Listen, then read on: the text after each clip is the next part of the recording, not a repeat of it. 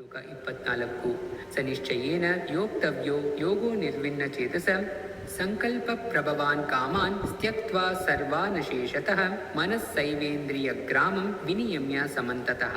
ಅನುವಾದ: ಯೋಗಾಭ್ಯಾಸದಲ್ಲಿ ದೃಢ ಸಂಕಲ್ಪದಿಂದ ಮತ್ತು ಶ್ರದ್ಧೆಯಿಂದ ತೊಡಗಬೇಕು. ಆ ದಾರಿಯಿಂದ ಬೇರೆಡೆ ಹೋಗಬಾರದು. ಊಹಾತ್ಮಕ ಚಿಂತನೆಯಿಂದ ಹುಟ್ಟಿದ ಬಯಕೆಗಳಲ್ಲಿ ಒಂದನ್ನೂ ಬಿಡದೆ ದೂರ ಮಾಡಬೇಕು. ಹೀಗೆ ಎಲ್ಲ ದಿಕ್ಕುಗಳಲ್ಲಿಯೂ ಇಂದ್ರಿಯಗಳನ್ನು ನಿಯಂತ್ರಣ ಮಾಡಬೇಕು. ಭಾವಾರ್ಥ: ಯೋಗಾಭ್ಯಾಸಿಯು ದೃಢ ಸಂಕಲ್ಪ ಮಾಡಿರಬೇಕು ಮತ್ತು ವಿಚಲಿತನಾಗದೆ ತಾಳ್ಮೆಯಿಂದ ಅಭ್ಯಾಸವನ್ನು ಮುಂದುವರಿಸಬೇಕು. ಕಡೆಗೆ ಯಶಸ್ಸು ಸಿಕ್ಕುವುದೆಂಬ ದೃಢ ನಂಬಿಕೆ ಇರಬೇಕು. ಯಶಸ್ಸಿನ ಸಾಧನೆಯಲ್ಲಿ ವಿಳಂಬವಾದರೂ ಧೈರ್ಯಗೆಡದೆ ಇದೇ ದಾರಿಯಲ್ಲಿ ವಿಶೇಷ ಅಭ್ಯಾಸದಿಂದ ಮುಂದುವರಿಯಬೇಕು. ಕಡುನಿಷ್ಠಾವಂತ ಅಭ್ಯಾಸಿಗೆ ಯಶಸ್ಸು ದೊರಕುತ್ತದೆ. ಭಕ್ತಿಯೋಗವನ್ನು ಕುರಿತು ರೂಪ ಗೋಸ್ವಾಮಿಯವರು ಹೀಗೆ ಹೇಳಿದ್ದಾರೆ: ಉತ್ಸಾಹಾನ್ ನಿಶ್ಚಯಾತ್ ಧೈರ್ಯಾತ್ ತತ್ ಕರ್ಮ ಪ್ರವರ್ತನಾತ್ ಸಂಗಾತ್ಯಗಾತ್ ಸತೋ ವೃತ್ತೇಃ ಷಡ್ಭಿರ್ಭಕ್ತಿ ಪ್ರಸಿದ್ಧ್ಯತಿ. ಭಕ್ತರ ಸಹವಾಸದಲ್ಲಿ ವಿವಿಧ ಕರ್ತವ್ಯಗಳನ್ನು ಮಾಡಬೇಕು ಮತ್ತು ಸಾತ್ವಿಕ ಕಾರ್ಯಗಳಲ್ಲಿಯೇ ಸಂಪೂರ್ಣವಾಗಿ ತೊಡಗಬೇಕು.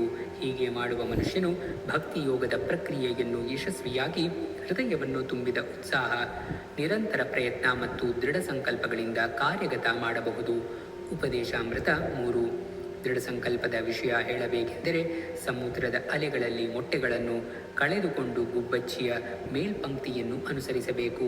ಗುಬ್ಬಚ್ಚಿಯು ಸಮುದ್ರ ತೀರದಲ್ಲಿ ಮೊಟ್ಟೆಗಳನ್ನಿಟ್ಟಿತ್ತು. ದೊಡ್ಡ ಸಮುದ್ರವು ತನ್ನ ಅಲೆಗಳಲ್ಲಿ ಮೊಟ್ಟೆಗಳನ್ನು ಕೊಚ್ಚಿಕೊಂಡು ಹೋಯಿತು. ಗುಬ್ಬಚ್ಚಿಯ ಮನಸ್ಸು ಕದಡಿ ಹೋಯಿತು. ತನ್ನ ಮೊಟ್ಟೆಗಳನ್ನು ಹಿಂದಿರುಗಿಸುವಂತೆ ಸಮುದ್ರವನ್ನು ಕೇಳಿತು. ಸಮುದ್ರವು ಈ ಮನವಿಗೆ ಕಿವಿ ಕೊಡಲೇ ಇಲ್ಲ. ಆದ್ದರಿಂದ ಗುಬ್ಬಚ್ಚಿಯು ಸಮುದ್ರವನ್ನು ಬತ್ತಿಸಿಬಿಡಲು ತೀರ್ಮಾನಿಸಿತು.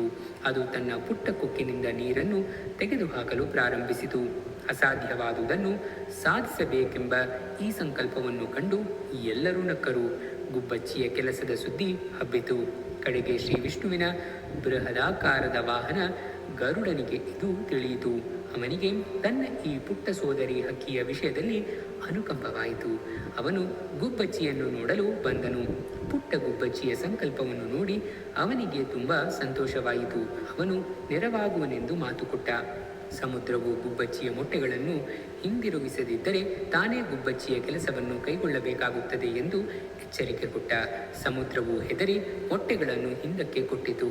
ಹೀಗೆ ಗರುಡನ ಕೃಪೆಯಿಂದ ಗುಬ್ಬಚ್ಚಿಗೆ ಸುಖವಾಯಿತು.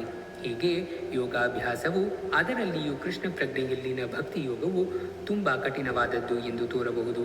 ಆದರೆ ಯಾರಾದರೂ ಗಟ್ಟಿ ಸಂಕಲ್ಪದಿಂದ ತತ್ವಗಳನ್ನು ಅನುಸರಿಸಿದರೆ ನಿಶ್ಚಯವಾಗಿಯೂ ಭಗವಂತನು ಸಹಾಯ ಮಾಡುತ್ತಾನೆ. ಏಕೆಂದರೆ ತಮಗೆ ತಾವೇ ನೆರವಾಗುವವರಿಗೆ ಭಗವಂತನು ನೆರವಾಗುತ್ತಾನೆ.